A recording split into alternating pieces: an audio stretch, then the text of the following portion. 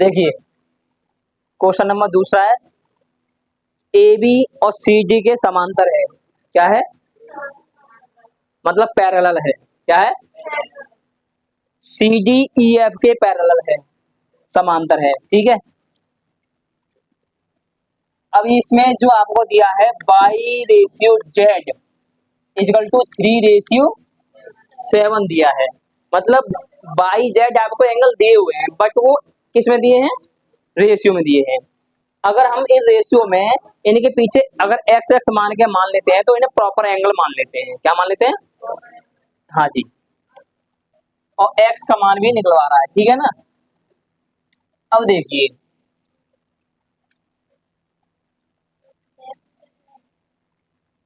दिया है। ठीक है।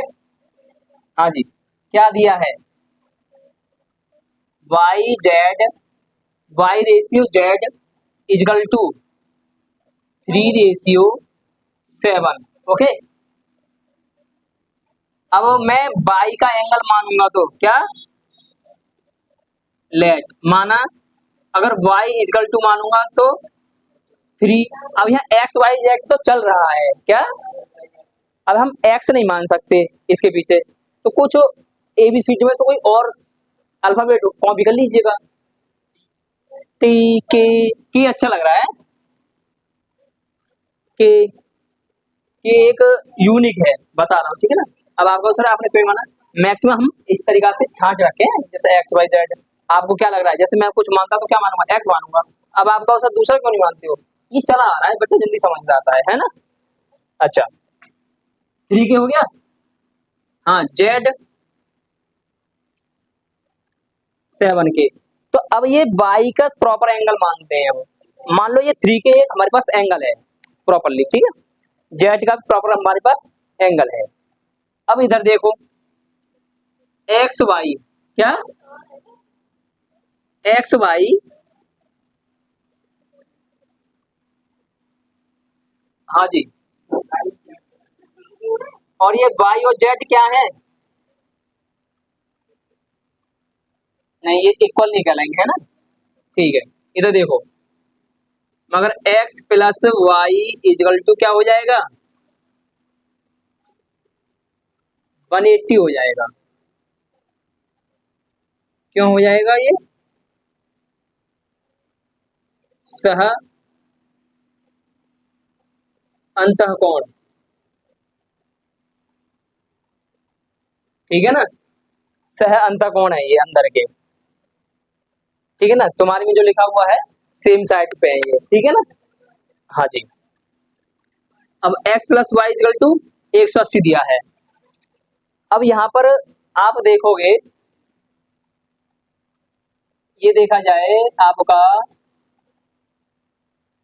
ये कितना बैठेगा? 180।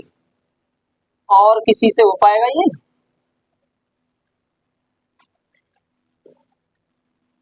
अब हम माने इन दोनों को जोड़ेंगे तो कितना होगा? वाई और जेड को। हाँ जी, वाई और जेड को।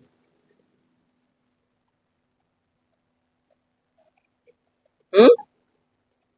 हाँ, ये भी आपके जो है 180 के बैठेंगे। ठीक है। कितने बैठेंगे? 180 के। Y plus Z equal to 180 degree. ठीक है। तो वाई कितना दे रखा है? 3 के प्लस जेड कितना दे रखा है? 7 के इजकल टू 180 डिग्री। ठीक है। 3 के और 7 के कितने हो जाएंगे? 10 के इजकल टू 180। ठीक है। और के इजकल टू, यहाँ तो यहीं से काट दो, 0 से 0। ठीक है। ऐसे कैंसिल हो जाता है। क्यों? क्योंकि 10 डिवाइड में जाने वाला था, है ना। तो के इजकल टू कितना मिल गया? ठीक है। अब आप कहोगे सर ये ऐसे 180 क्यों हो गया? मैं बताता हूँ आपको। इन दोनों को अगर हम जोड़ेंगे ना, ये जो है इंटीरियर वाला है, ये थोड़ा इसके इधर साइड का दोनों एक ही साइड के हैं। देखो ये और ये अपोजिट एंगल है, इक्वल है। हाँ भाई, ये दोनों अपोजिट एंगल है। तो जब आपका ये दोनों एक्स वाई सह अंतःकोण हैं, तो ये वाला कोण और ये वाला कोण भी सह अंतःकोण बनेंगे, है ना, इंटीरियर एंगल बनेंगे। तो जब ये दोनों 180 के बैठेंगे तो ये दोनों भी 180 के बैठेंगे, नहीं बैठेंगे, बताइए। हाँ, क्योंकि यहाँ पे लाइन 3 दे रखी है, 2 पे समझाया था आपको, जैसे 2 पे कंडीशन है वैसे 3 पे कंडीशन है, ठीक है ना। जो के का मान आपका कितना निकल के आ गया, 18 डिग्री। कितना निकल के आ गया, 18 डिग्री, मतलब 18 डिग्री। अब आप वाई और जेड का प्रॉपर मान रख लीजिए। तो वाई का प्रॉपर मान आ जाएगा 3 इंटू 18 डिग्री, तो कितना हो जाएगा, 54, मतलब कि 54 डिग्री। कितना, 83 जा 54, ठीक है ना। इसी तरीका से जेड इक्वल टू कितना है, 7 इंटू 18 सा। हाँ भाई, कितना हो गया, 126 पक्का, 126 देख के बता रहे हो कि भाई। हाँ, इधर देख लो, मैं बता देता हूँ, इतना ही होगा। 7 8 जा 56, 5 बचा, और 7 1 जा 7, 7 और 5 कितने हो गए, 7 और 5, ठीक है। तो वाई और जेड का प्रॉपर मान निकल के आ गया। तो आपका वाई जेड का निकल के आ चुका है, और किसका रह गया, एक्स का। तो यहाँ पर आ जाओ, X plus Y equal to 180। अब वाई का मान रख दो यहाँ पर, एक्स प्लस 54 इक्वल टू 180, ठीक है।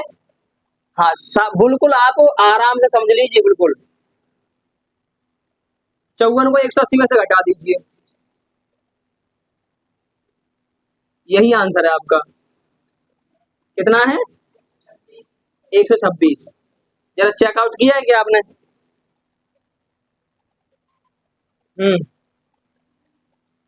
तो ये आपका आंसर है यहाँ पर। तो मैं तीनों आंसर लिख देता हूँ, ठीक है। तो x का मान हो गया 126,